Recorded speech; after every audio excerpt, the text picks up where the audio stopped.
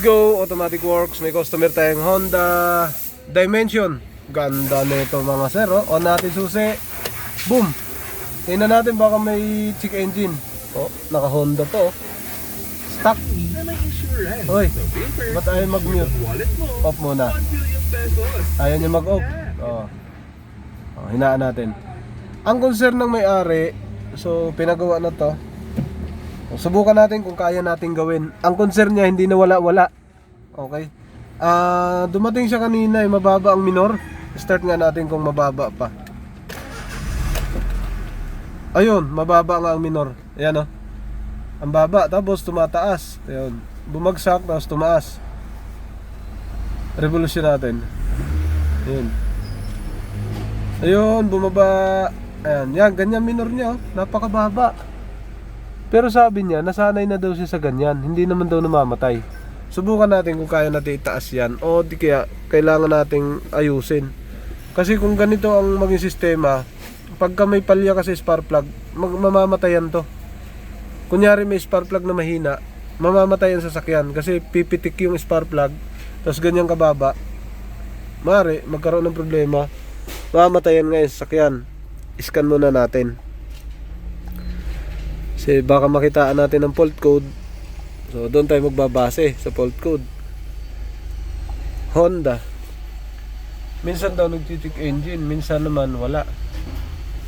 Honda Civic to na ano eh. Honda Civic na Dimension.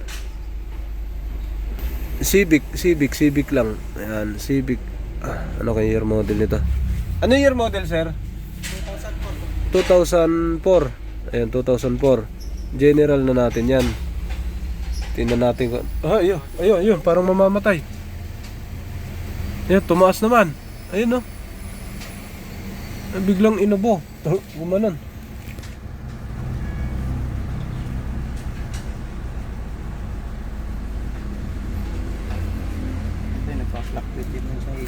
Nagpa-fluctuate din yung ECT. Yung nagpa-fluctuate din. Yung temperature, ito.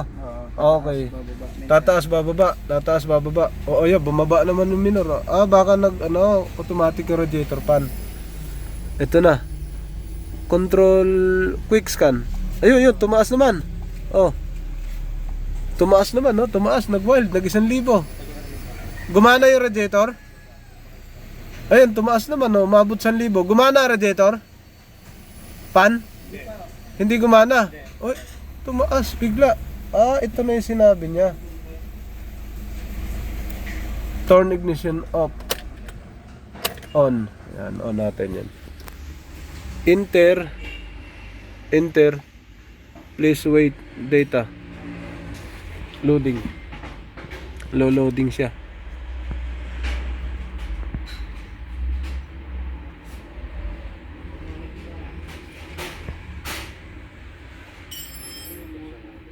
Ayun, may fault code isa lumabas.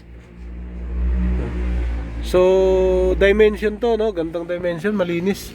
Ang problema niya, bumabagsak, taas baba to. Magalaw yung needle ng RPM. Taas baba, minsan mababa minor, minsan mataas. Tapos yung isa naman, ito daw, sabi niya, taas daw naglalaro. Ganun din. So, mga problema niyan, tatamaan. Pwedeng sa sensor lang siguro, wag naman sa ECU. Pause na natin. Yan, sa system ng engine may fault code. Ano kaya to? Tingnan natin kung anong fault code nito. Ano to? Tagal. Matagal man. Read codes. Ang lumabas ay DCT sensor nga. Ayan o, DTC. ECT sensor, circuit high temperature input. Yan, permanent. Pero wala siyang check engine. Okay, tapos ito ang problema niya. Alright, so papicturean natin sa may-ari. Ayan, troubleshoot natin yun. Sir, picturean mo fault code. Lalabas na yan? Hindi pa. Dito, ito, inayos na daw to. Sabi ni sir, inayos na daw yan. May mga inayos daw dito. Halos, inayos na. So, tingnan natin kung saan tatama. So, pwedeng DCT ulit ang lumabas, no? Magalaw nga siya, oh. Ganyan din yung pinatroubleshoot mo. Magalaw. Sige. Tingnan natin yan. Tanggalin natin mga sir. Yun, eto na. Nalagyan na natin mga sir. Ito lang, ginalaw natin. So ngayon, paandarin natin siya uli. Tapos tingnan natin kung mataas ang minor o bumagsak. Pag mataas o bumagsak o magbago, pwedeng sa sensor o pwedeng madumi yung throttle body. Pero tingin ko nalinis na yata. Nalinis na sir, ano? Hindi pa, hindi nilinis. O, sige lang. Body linis. Oo, yun. Ayun, hindi ko na muna. Tingnan natin yung andar niya uli. Tapos natin ginalaw. Ito na.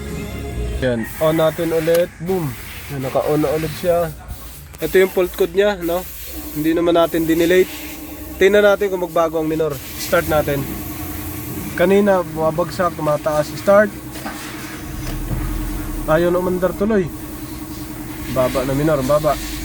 Unang andar. Yan. Rev natin.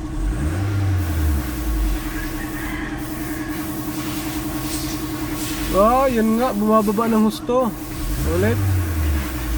Oh. Yan, mamamatayan ka sa ganyan. Ngayon, dahil nagka ganyan-ganyan nga, tingnan natin yung ECT ni sir. System fault, no fault, system pass. Okay? Hanapin natin yan dito. Yan. Okay. Mamatayan to. Ito yun, di ba? Galawin natin. Wala nangyari, no? Yan, no? So, linisin na natin yung kailangan linisin na tingnan natin yung spark plug. Okay? Kasi ito lang tingnan natin kasi yan ang nagkokos ng fault code. Yung mga sir, check natin. Tingnan RPM, live data natin. Binigyan pa ako ng EJ. Ayan, ito na.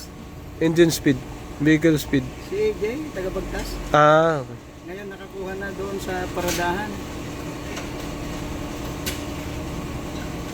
40k yata yung upa niya doon eh. Bago 3 years yata kontrata niya. Ayan na, start tayo. Yan, basahin natin yung init. Start tayo. Start. Yan ang start niya, no? Starting natin yan. Yan na. Nag-clear tayo ng fault code. Baba. Boom. Yun, pigil. Aw, matitigok. Linisin natin ang throttle body nito.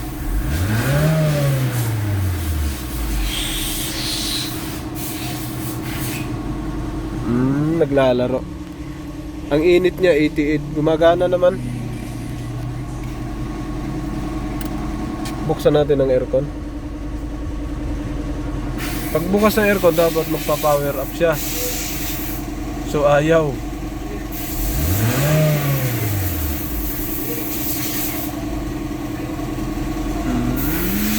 Kasi siyempre si sir naka-aircon lagi.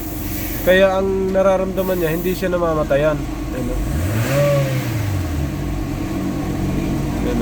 Ayos siya. Oh, yan, bumababa nga ng gusto.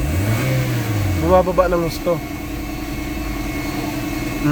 Pero pag walang aircon, mas mababa. Pero pag may aircon, mataas-taas. Ang ideal niya 700. Sakto naman. Kaya pala hindi siya namamatayan. 700. Patayin natin to. Ayun. Yun. Pag walang aircon, yan, nangalahati na. Ito yung napansin ko kanina. Sobrang baba na minor. Revolution ulit. Pero dito, 700 pa rin. Ito lang bumabagsak ng todo. Red.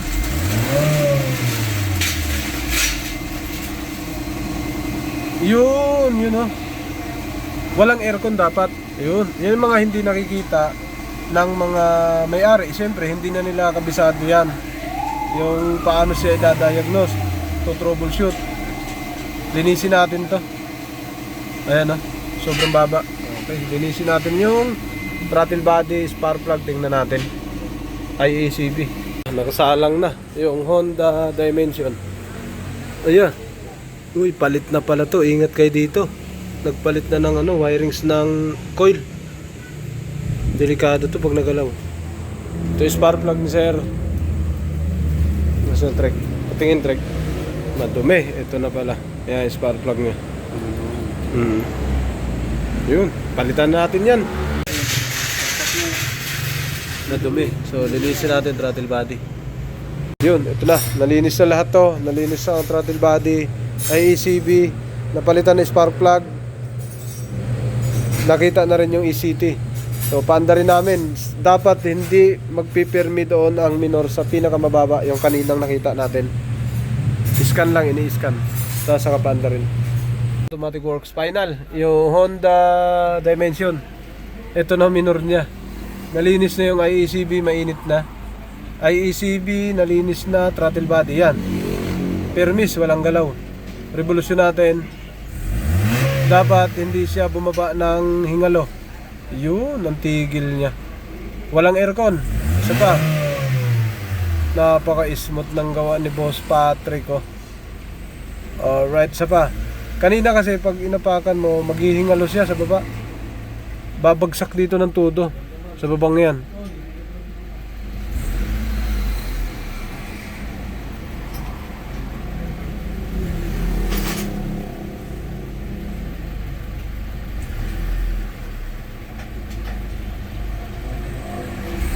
Yun.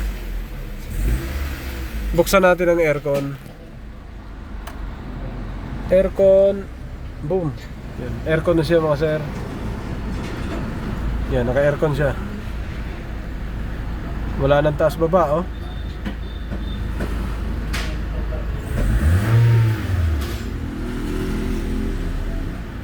Yun.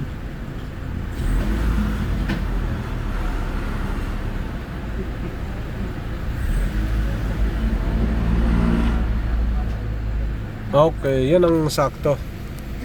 Pigil sa uno, tapos baba ng bahagya.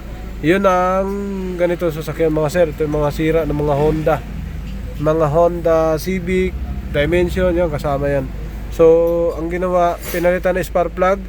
Madumi ang pinaka IACB at ang throttle body. Sobrang dumi. Tapos ang lumalabas na fault code nito, yung ECT. Yung ECT din niya may problema din. Pero nagawa na natin. Napatino na natin mga sir. Alright, tapos na. Patay aircon. Off aircon. Revolusyon.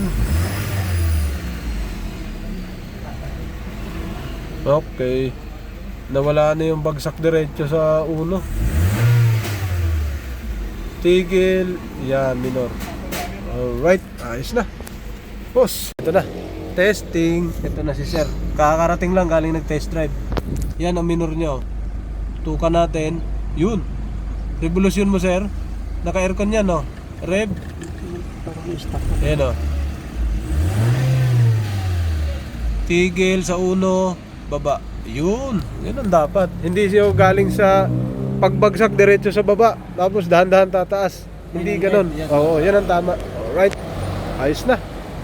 Namamatay. Kusang namamatay yung Innova ni sir na gasolina. Pinaandar lang namin. Yo, what's up? Welcome back to my channel, Automatic Works.